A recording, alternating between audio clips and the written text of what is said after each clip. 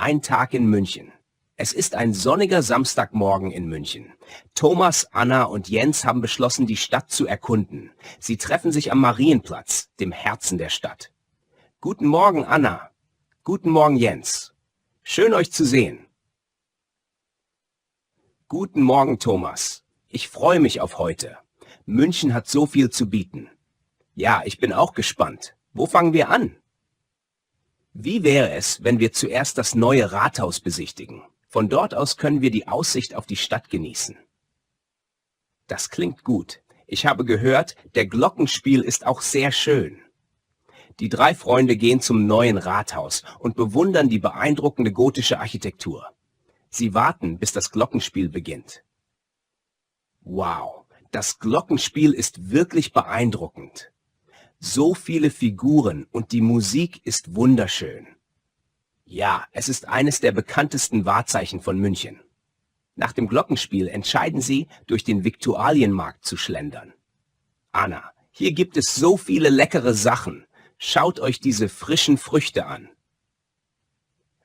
Und die Würste riechen fantastisch. Lasst uns etwas zu essen kaufen. Sie kaufen Brezeln, Weißwürste und Obst und setzen sich auf eine Bank im englischen Garten.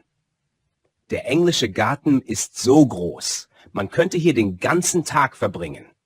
Ja, und die Leute sind so entspannt. Es ist ein perfekter Ort für ein Picknick. Während Sie essen, planen Sie den Rest des Tages. Wie wäre es, wenn wir nach dem Essen das Deutsche Museum besuchen? Es soll eines der größten Museen der Welt sein. Gute Idee. Ich interessiere mich sehr für Technik und Wissenschaft. Ich auch. Es wird bestimmt spannend. Nach dem Picknick gehen Sie zum Deutschen Museum. Sie verbringen mehrere Stunden damit, die verschiedenen Ausstellungen zu erkunden. Das war wirklich interessant. So viele Erfindungen und Entdeckungen. Ja, ich habe viel gelernt. Besonders die Raumfahrtausstellung war faszinierend. Mir hat die Abteilung zur erneuerbaren Energie am besten gefallen. Es ist wichtig, über unsere Zukunft nachzudenken. Am Abend kehren Sie zurück in die Innenstadt und suchen ein gemütliches Restaurant. Ich kenne ein gutes bayerisches Restaurant in der Nähe.